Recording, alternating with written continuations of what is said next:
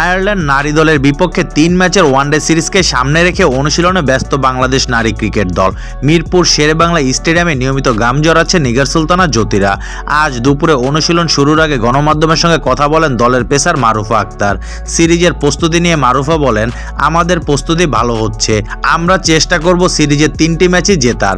সামনে যেহেতু বিশ্বকাপ আছে, তাই এই সিরিজ জয়ই আমাদের প্রধান লক্ষ্য। ভালো করার জন্য মারুফা বলেন, আমি চেষ্টা করছি, তবে কিভাবে চেষ্টা করছি সেটা আমার ব্যক্তিগত। সিরিজে আমার ব্যক্তিগত লক্ষ্য সিক্রেট থাকে, সব সময় সিক্রেট থাকবে। আয়ারল্যান্ডকে নিয়ে মারুফা বলেন, আমরা বিশ্বকাপে বা এর আগেও ভালো কিছু ম্যাচ খেলেছি, যদিও আমি ব্যক্তিগতভাবে আয়ারল্যান্ডের বিপক্ষে খেলিনি, তবে নতুন অভিজ্ঞতা হিসেবে ভালো ক্রিকেট খেলার চেষ্টা করব। ওয়ানডে বিশ্বকাপে সরাসরি জায়গা পেতে হলে পরপর 6টি ম্যাচ জিততে হবে বাংলাদেশের।